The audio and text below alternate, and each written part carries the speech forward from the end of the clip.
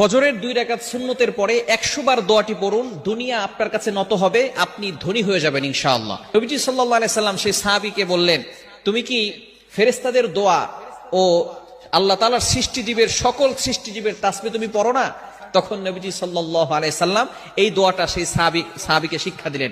এই সাহাবী সেখান থেকে চলে গেলেন। চলে যাওয়ার পরে কিছুদিন তিনি আসলেন। আসার পরে বললেন, ইয়া রাসূলুল্লাহ, ইয়া হাবিবাল্লাহ, আপনি আমাকে যে দোয়াটা শিক্ষা দিয়েছিলেন এই দোয়াটার আমল আমি করেছি। এই আমল করার ফলে আল্লাহ পাক রব্বুল আলামিন আমাকে এত পরিমাণ সম্পদ দিয়েছেন, এই সম্পদ রাখার জায়গা এখন আর আমার কাছে নাই।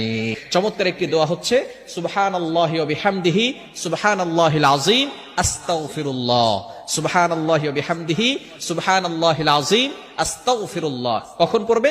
সুবহে সাদিকের সময়। এই সময়টা হচ্ছে 2 রাকাত নামাজ, অর্থাৎ ফজরের 4 রাকাত নামাজ, 2 রাকাত সুন্নত, 2 রাকাত ফরজ। 2 রাকাত সুন্নতের পরে